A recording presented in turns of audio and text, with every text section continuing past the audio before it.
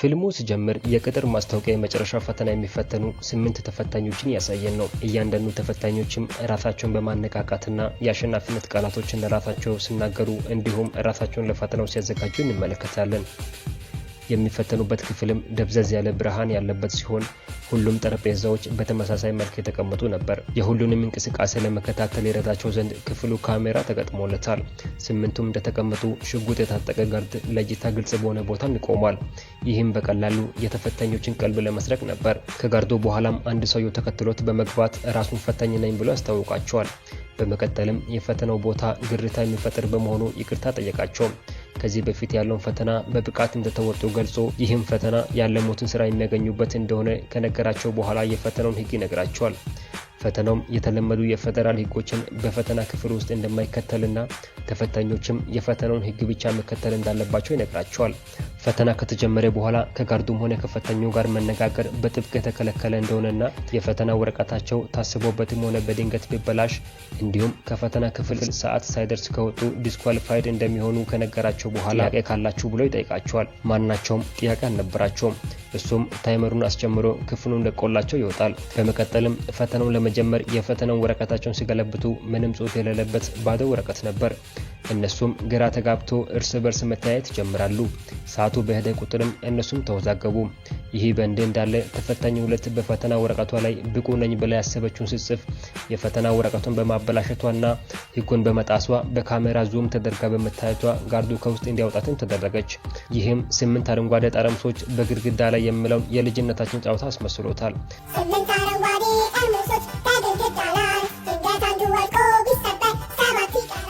ተፈታኝ 2ም ለሁለተኛ እድል ብትለምነው ጋርዱ በሩን ዘጋባት።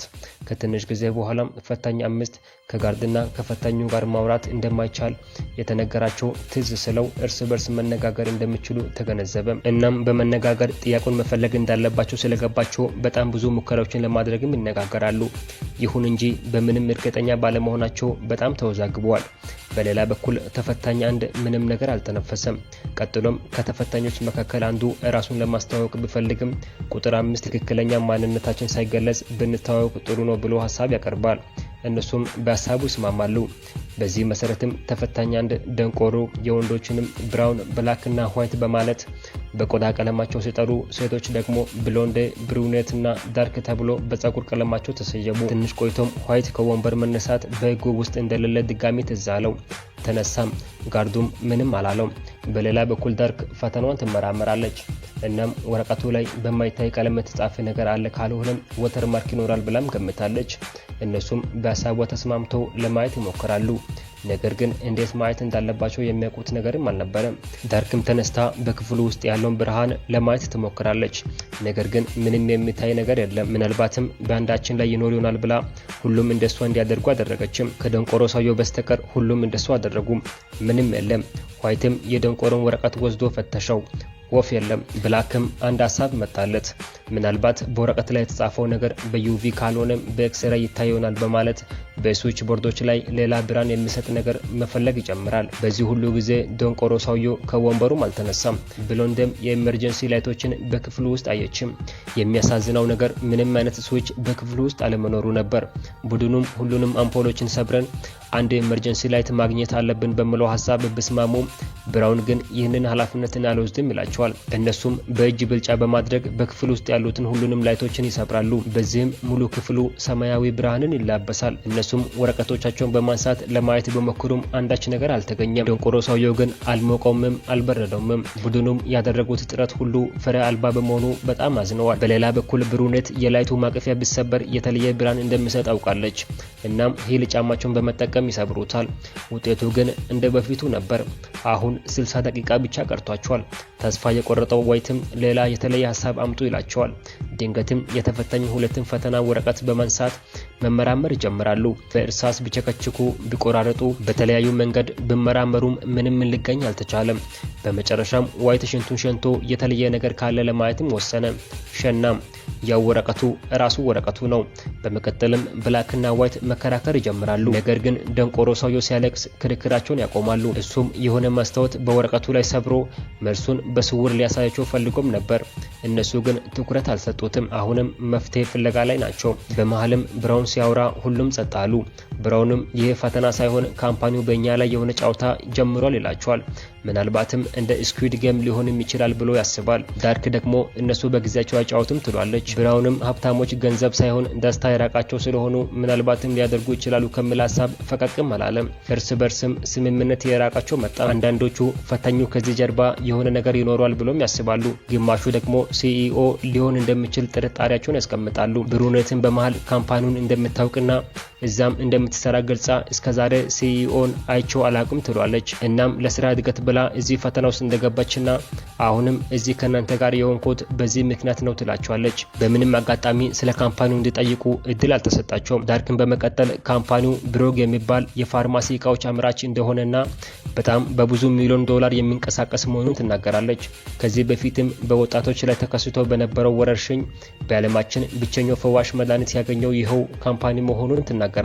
አሁንም በአመት ከ20 ቢሊዮን ዶላር በላይ እንደሚያገኙም ጭምር። ይህም በሲኢኦ ጥረት እንደሆነ ይነገራልም አለችም። ብላክም የሆነ ሀሳብ መጣለት። በአሁኑ ሰዓትም ብዙዎችን እየገደለ ስላለው በሽታ መድኃኒት ያገኙ ይመስለኛል ይላቸዋል። ዳርክም ግልጽ አድርግልን ትለዋለች። ይህም ዋይትን አጠራጠረውና ዳርክን በቫይረሱ ተይዘሻል እንደብለው ይጠይቃታል። እሷም አረ በፍጹም ያለች ሀሳቡን ለማስረሳት ከጋርዶ ላይ ላይተሩን ትሰርቅበታለች። ማውራት ከፈተና ውጭ እንደሚያደርጋት ስላወቀች አልተነፈሰችም ነበር። በላይተሩም የእሳት አላርም እንዲጮህ ለማድረግ ብትፈልግም ቁመቷ ግን ባለመድረሱ ዋይት ረዳት። እናም ልክ አላርሙ ሲጮህ በክፍሉ ውስጥ ውሃ መርጨት ይጀምራል። እናም በወረቀቱ ላይ ውሃ ቢረጭም ምንም የተለየ ነገር አልተገኘም። በዚህ ማለም ዋይት ወረቀቱን አጨማዶ ነበር። እናም ጋርዶ ሲመጣ የዳርክ ነው በማለት ከውድድሩ ውጪ እንድትሆንም ያደርጋታል። እሷም በዚህ ተናዳ አንተ ድቃላ ያለች ያለ ድል በተሰራባት ክፋትም ትሰናበታቸዋለች። ብላክም ላይቱን ስነርተው ክፍሉ ጭልም አለ። ብራውንም ስስቅ ተመለሰ። አሁን ክፍሉ ሳውንድ አክቲቬትድ ሆኗል። በሌላ በኩል ደንቆሮ ሰውየው ያለቅሳል። እናም ዋይት ወደ እሱ በመሄድ ያሾፍበታል። በኋላም ወረቀቱን ጠቅልሎ በመጉረሱ ከፈተናው አዳራሽም ይሰናበታል። አሁንም 5 አረንጓዴ ጠርሙሶች በግድግዳ ላይ የሚለው ጨዋታ እየቀጠለ ይመስላል። ብላክም ዋይት መጥፎ እንደሆነ ይነግሯል። ዋይትም ተጫዋች መቀነስ ስላለበት ነው ይሏል። አክሎም መልሱን እኔ ያውቃለሁ እናም አልሰጣችሁም ይላቸዋል። ብላክ ስሜቱን መቆጣጠር አልቻለም። በአንድ ቦክስም መሬት ላይ አነጠፈው። በኋላም ቫይረሱ እንዳለበት ይነግራቸዋል። እናም ሰውነቱ ሲንቀጠቀጥ ካሰሩበትም ይፈቱታል። መድኃኒቱን ለመውሰድ ስለምናቸው እነሱም መልሱን ንገረን ይሉታል። እሱም ለመናገር ቃል ይገባላቸዋል። ነገር ግን ብራውን እያስመሰለ ቢሆንስ ብሎ ጥርጣሬውን ለብላክ ይነግረዋል። በኋላም መድኃኒቱን ሲፈልጉ ኪስ ውስጥ የለም። እርስ በርሳቸውም መፈታተሽ ይጀምራሉ። መድኃኒቱ የለም። ብሩነትም ፈልጋ ከወንበሩ ስር መድኃኒቱን ታገኛለች። ልትሰጣው ስትልም ብራውን ከእጁ ያስጥላታል። እናም በቀዳዳ ውስጥ ገባ። ብሩነትም ወደ ካሜራ በመሄድ ሰውየውን አድኑት ትላቸዋለች። እናም ፈታኙን ስላወራች ከፈተናው ትሰናበታለች። ብሎንደም እንደምንም ብላ ከቀዳዳው መድኃኒቱን ካወጣች በኋላ የዋይትን ህይወት መመለስ ትችላለች። እናም ዋይት ወደ ራሱ ሲመለስ መልሱን ይጠይቁታል። ዋይትም ምንም አይነት ጥያቄ እንደሌለና መልሱም ተፈታኞቹ እንደሆኑ እንዲሁም ሰዓት ሳያልቅ በፊት እዚህ ክፍል ውስጥ የሚቀረው ሰው እሱ አሸናፊ እንደሆነ ይነግራቸዋል።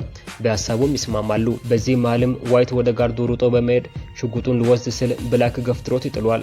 ብላክም ሊተኩስበት ስል ዋይት እንደምንም ተነስቶ ከብላክ ጋር መታገል ይጀምራል። በኋላም ሽጉጡን ቀማው።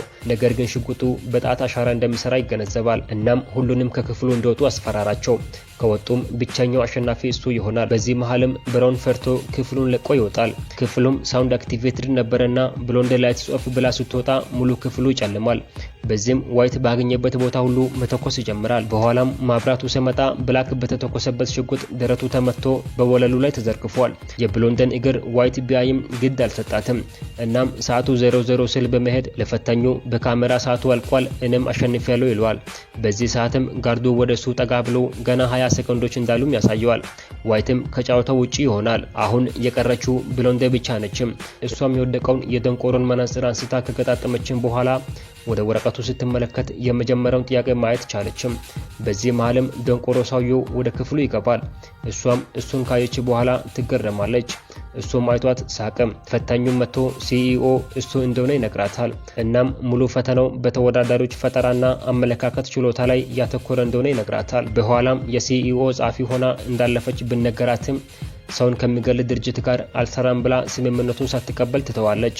ፈታኙም ወደ ብላክ በመሄድ ከሱ ላይ ጥይቱን ያወጣል። እናም ጥይቱ እውነተኛ ጥይት እንዳልሆነና ለየትኛውም በሽታ ፍቱን መድኃኒት እንደሆነ እየነገራት ጥይቱ ሲወጣ ብላክም ተነሳ።